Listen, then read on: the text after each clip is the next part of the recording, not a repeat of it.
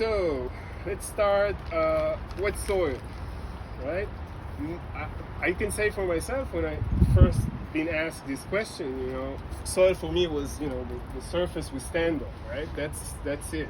Maybe if you dig a little bit in, you see a few inches into the soil, but that's basically it, right? I want you to think about soil as, say, like a parallel wall to the one we have above ground. The same complexity of species, the same complexity of interactions, the same complexity of shapes and forms we see above ground happening below ground as well. And it goes deep for feet and miles in some places a little bit shallower. It's hard to say when soil ends, and then we've got the rock underneath, right? Some rock surface underneath.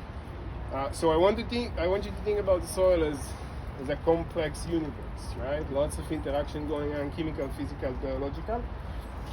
And another thought I really like about soil is kind of an edge habitat, right? It's actually the edge between the earth and the atmosphere, right?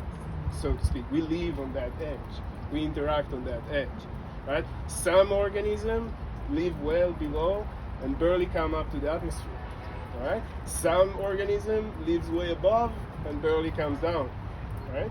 Okay, so this is an edge niche, and as other ecological edges, it's very rich in diversity, in species, in life, all right? They say approximately 50 or more percentage of species of organisms lives within the soil, right? So pretty much half of life on Earth lives under the soil. And then let's zoom into the soil, and I want you to think about the soil as just an assembly of particles, right? We're starting to go into the mind of the soil physicist, who looks at the soil as an assembly of particles of different shapes. We're not going to talk about the shapes of the particles. We're going to assume all particles are spherical, which is not true, but just for the sake of our conversation, it's going to be spherical.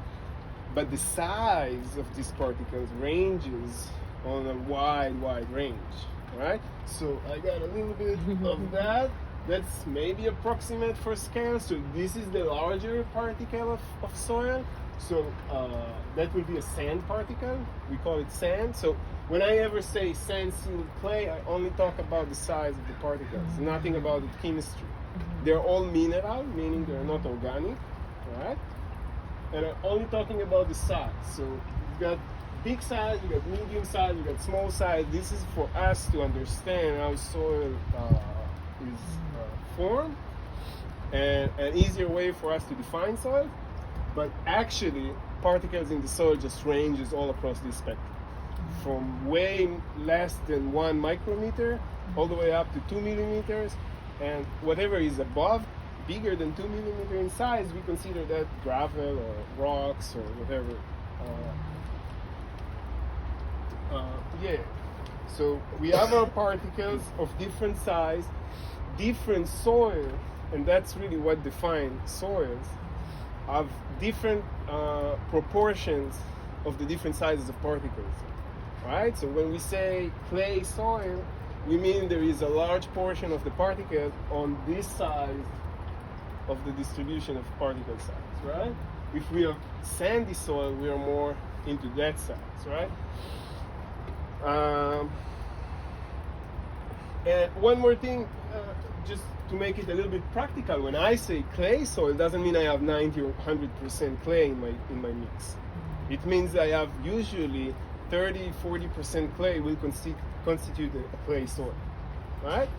Same on the other side. If I say I have a sandy soil, usually it's about 40, maybe 50% sand, right? So you barely will see any soil that is 100% clay, 100% sealed, 100% sand. We can think about an example, sand dunes usually are just sand, right? But that's, there's going to be a debate if that constitutes a soil, right?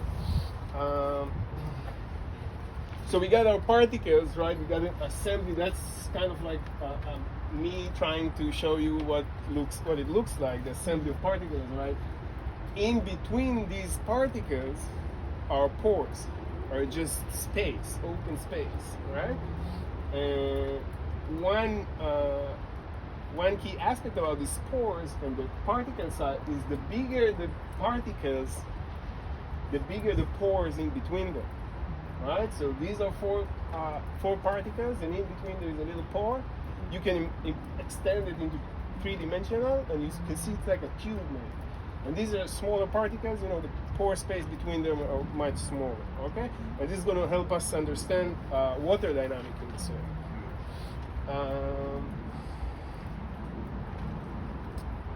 Let's see. Okay, the pore space. Let's talk about the pore space. It's as important as the particle phase of the soil, right?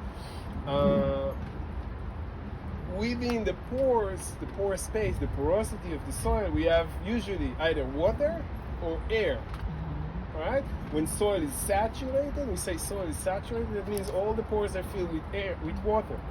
Whenever soil is saturated with water, water displaces the air that's in the soil, right? And the other way around, the soil is drying out, water leaves the soil, right? Air displaces water. So air and water always interact within the pore space. There is always a little bit of that and a little bit of that. But under some conditions, we can have only air or only water. All right? And we'll talk about it a little bit later. Okay. Small particles, the smaller the particles, the smaller the pores, we said that, right? The slower the water flow within those pores, right? And there is more pore space overall in whatever given volume of soil. If I have a clay soil, say a little jar of clay soil, I have more pore space, more open space within the particles than I have in a sandy soil, which has a bigger particles, bigger pores, but overall less pore space. What it tells us is the amount of water soil can hold. All right, more pore space, more water I can hold in the soil. Right, that makes sense. Cool. And remember the flow. We said small particles, small pores, slow flow. Okay, we go back to that. All right, all of that constitute the texture of the soil. All right, when we say I have a clay soil, I have a sandy soil, I have a loamy soil, I'm talking about the texture of the soil. That's given. There is nothing you can do about your soil texture. All right, you cannot engineer your soil texture. You're always gonna make things worse trying to engineer soil. All right, there are lots of examples for that. So we take in our mind that texture is given, nothing to do about it. Next thing that builds on top of the texture is the structure of the soil. All right, structure is many people say soil structure, and some people doesn't really understand what it means. I'll try to touch base on that. Basically, whenever particles, my assembly of particles, interact and clump together, the way they clump and the strength of these clumps, that's give me my structure. Let's give my soil the structure. All right. I got an example. An example of soil. You can turn it around, and you can. When I touch this soil, when I have it in my hand and it breaks down, I think to myself, "Oh, that's a crumbly soil. It's really crumble into like very nice crumbles." Okay, so that's a decent structure in my soil. On the other scale, right? If that's constituted a good clumping, a good aggregation, and I talk about aggregation a little bit more, the other end is compaction, right? And that's exactly what you're doing there. You can compress soil hard enough for it to become like a rock. Yeah. All right. So that's very important for us. We'll expand on that a little bit more. But just to conceptualize how worse compaction can be, right? I can have the same given soil, the same texture, right? And I can pour some water onto it, you know, and if I have some crumbles and I have a good structure, the water will infiltrate and disappear within seconds. Yeah. Right? That's the time scale of the water infiltrating into the soil. If I go with heavy machinery, say, on top of that soil, if I compact it really hard, I can get to a level that the same amount of water pouring on top of it will take months to infiltrate.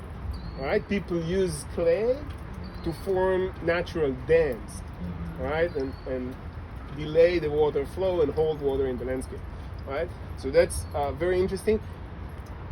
It's very common to have compaction layers somewhere in the soil, right? Especially in gardens and agricultural fields. So that's kind of the two extremes. I have very good crumbly soil, or I have a very hard paying compacted layer. So this is kind of the ideal. I wouldn't say world? I don't want to say it's ideal, but that's decent. That's good enough. All right, that can be improved even more. So that's from my garden bed, which I garden for say almost 3 years, 2.5. All right, and I grow vegetables on this soil, so I always disturb it. All right, and we talk about disturbance a little bit more. Okay, aggregation. We said the clumping of the particles, right? They form the aggregates.